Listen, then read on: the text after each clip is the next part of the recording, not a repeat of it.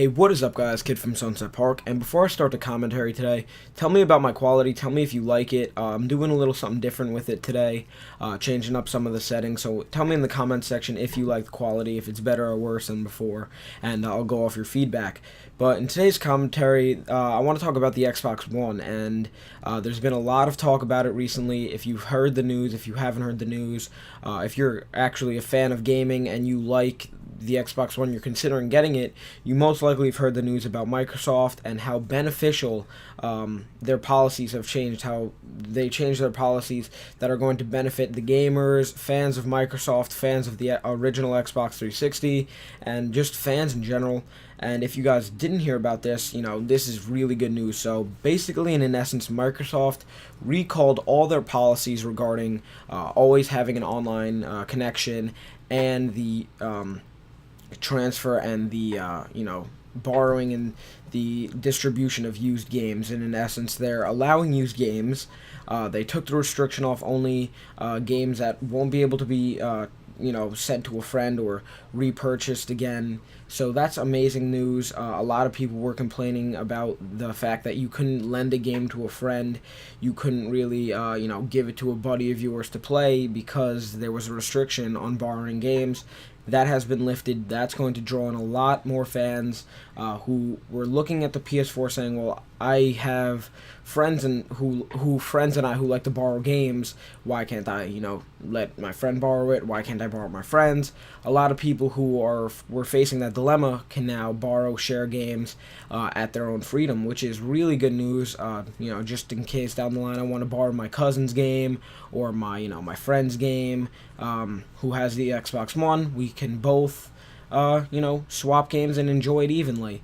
The other thing that they lifted, which was a big deal to a lot of people, was DRM, which was the online capability. They needed to have an online connection to play, which also has been lifted. So basically, it's going to be just like the 360. And for a while on Twitter, Xbox 180 was trending, saying that it completely did a 180 spin back to the original, which was, it's really beneficial to a lot of people who won't be able to play online for long periods of time, or who won't always have an internet, connection. For example, people in the military face this dilemma a lot, whether they're on base, at a camp, they want to play their Xbox, they want to just have some downtime, they won't be able to, have a sustainable internet connection the entire time.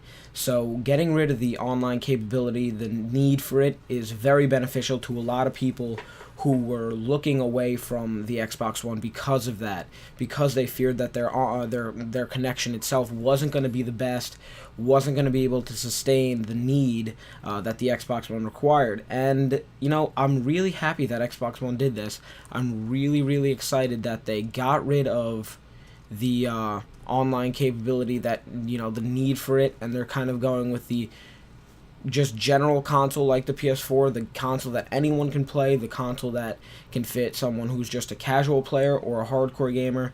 And I'm really looking forward to the Xbox One now. I'm really happy that they got rid of the policies that a lot of gamers looked at as, this could be the death of a console that we, once loved. We loved the Xbox 360, we loved playing it. This could be the end of that, that console legacy that we all love. So tell me what you think about it in the comment section below. I'd love to hear your opinions on whether you think this is going to give new life to the Xbox One in terms of in the gaming spectrum of things. But moving away from the Xbox One, I have a good piece of news. School is over for me. Today was my last day, so videos will be coming out more often. And that's what I'm looking forward to. I'm looking to producing more content and getting videos out for you guys. More Minecraft, more everything. Seed Spotlight might be up tomorrow. Depends if I'm doing something or not. Seed Spotlight may be up tomorrow, so stay tuned for that. But I'm really happy school's over, and now I can just, focus on making videos and getting content out for you guys. And by the way, all the articles for what I just talked about in this commentary will be linked in the description below. You could go read it, go check it out yourself, go see what's on more of a technical basis. I didn't really want to get too technical in the video, but it's amazing that they got rid of these policies. I'm really, really, amped that they did this because I was getting the Xbox One regardless, and I just didn't want to see the console be taken for granted. Not saying that the PS4 is going to be bad, but I love having that console competition. I feel like it brings interest to the gaming world, and I wouldn't want to see one console just completely dominate the scene in the way that the PS4 was looking like it was going to do. So I'm really, really excited for the Xbox One improving greatly on its, problems that it had going into it. I don't know why they included this going into it. They should have just kept it away from the start, but at least they fixed it. So hopefully you enjoyed the video for today's, guys. Don't forget to leave it a like if you haven't already.